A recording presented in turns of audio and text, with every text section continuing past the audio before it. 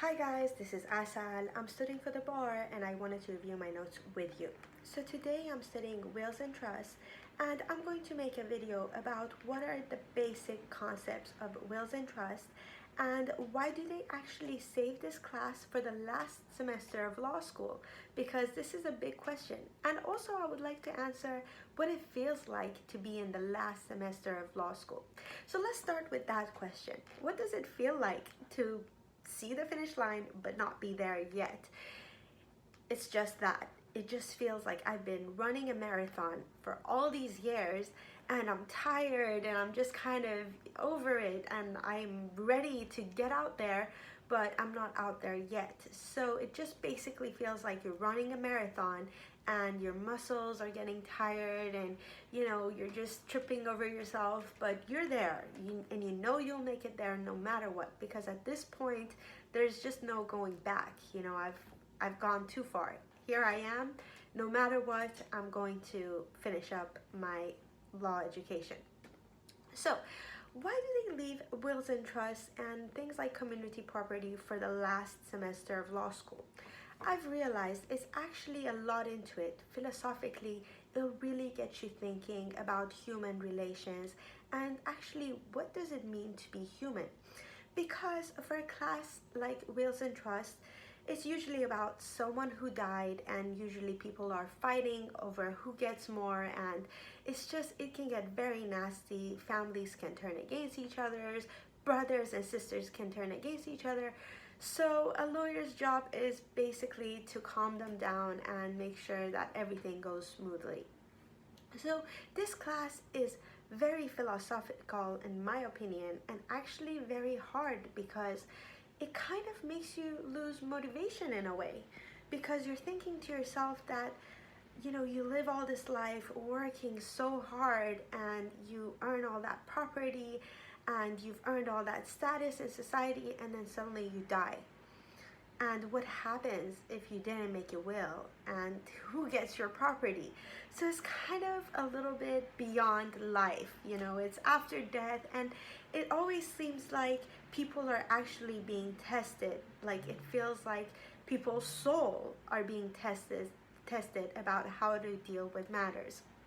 And that's why that class is very philosophical and very hard in my opinion, and I'm going to do my best to understand it and try to remain motivated myself, because sometimes when you see human nature, when you see that even not a criminal, even the most basic person can have trouble over matters such as wills and trusts or family matters, and even the most basic person can turn into an aggressive person.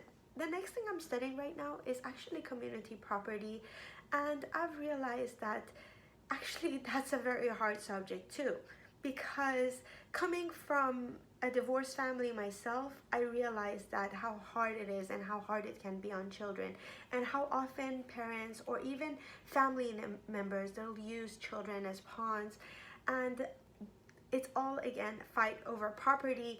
One wife will fight with the husband telling him, I'm going to screw you all over, you broke my heart, or the husband will tell the wife, I'm going to screw you all over. So basically it's these normal people who are not criminal, and these people will be going at each other, and there'll always be a child in the middle who might get hurt, or other people who might get hurt in the process.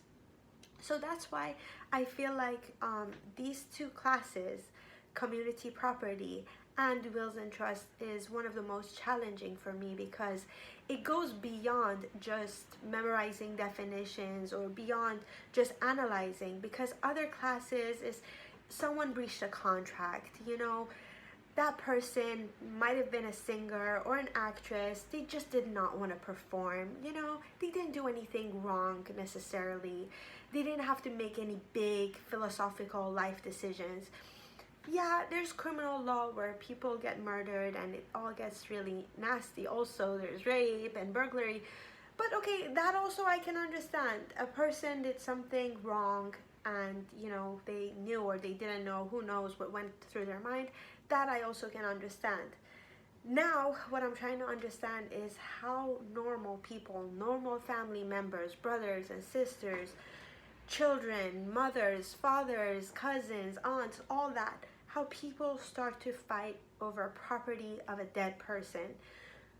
So that's basically all there is to it, and that's why it can make you lose motivation on life, because you think to yourself, okay, I worked so hard, and then you're being reminded that, okay, you're gonna die and death is near. Did you make your will? Did you not make your will? And it makes you think about those concepts. That's why this is a hard subject for me. So what does this class actually cover? This class covers the general statutory scheme of intestate distribution, surviving spouses intestate share, descendants intestate share, when and whether a collateral relative receives. So I'm going to be making videos on what I mean by collateral videos, and also at the end of this video I'm going to attach some definitions that I think are extremely important for someone who's just about to take this class. So once you study those definitions, you'll be much closer into understanding what the professor is talking about. So I really suggest that you take a moment at the end of this video and you read over my definitions. The next thing this course covers is the probate process and the non-probate transfers and the powers of appointment. Also, it's a wills and trust class. So this class goes over how trusts are created, different types of trusts, how the rule against perpetuities impacts trust. So this is the rule against perpetuities that you learn about in properties class. This is the hardest concept for me. I'm still trying to understand the rule against perpetuities, so just go easy on yourself. I'm trying to memorize the rule, trying to figure it out. It's actually a very hard concept. The next thing is how a trust can be modified or terminated, rights and obligations of trustees, and the rules of construction. This is the wills part. So there was the trust part and then the wills part. The wills part has rules of constructions, doctrines of ademption, abatement and exoneration, and lapse, special rights, testamentary capacity, requirements of a valid will, doctrines of integration, republication by codicil, and incorporation by reference, and finally how to revoke a will. So basically all that wills and trusts is about is the laws governing the disposition of property after death, whether by intestacy or by will, along with the laws of trust and estate planning. So the next thing I want to do is actually read over the definitions for you real quick, so that you'll have an idea that what I'm going to represent next. So what is a testator or a testatrix? Basically, a testator is a person executing a will.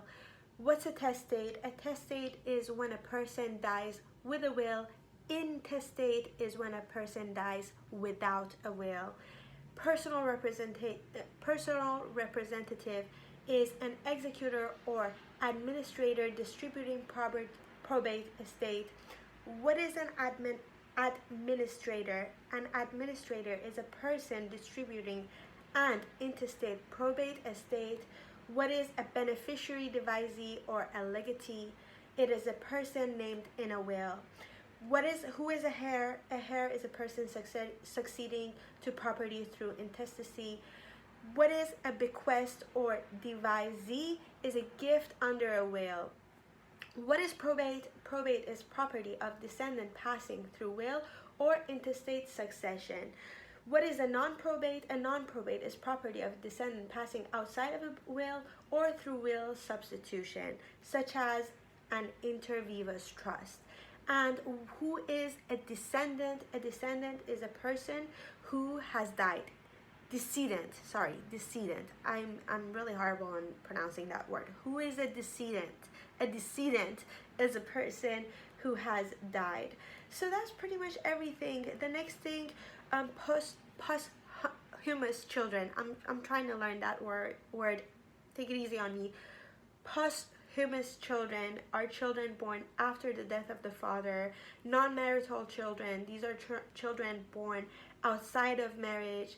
And also The next thing you want to look at is the children born with the assistance of a reproductive technology, which happens where, for example, there's a wife and there's a husband, and then the husband, for example, gets some sort of a disease that will make him become not have the productive ability. So what they do is basically they go and they freeze the sperm, and what happens next is that if the husband dies, can the wife actually use that to make babies with it? And what happens once the babies are born? How can they get the property of the father? So that's basically where that comes in. So as I told you, there's a lot into it, and I won't have time to explain everything about wills and trusts in a 10-minute video. So all I wanted to do in this video was to introduce the concept to you. So the concept is actually very simple, as I just defined for you, which I'll define for you again. This is the laws governing the disposition of property after death, whether by intestacy or will, along with the laws of trust and estate planning. So that's what this class covers. I really hope you enjoy studying. I'm going to try to make as many videos as I can, but I'll let you know that I'm going to be a little busy, so it might wait for a little bit. So just bear with me until I tell you more about wills and trusts. Good luck studying, and keep safe and healthy.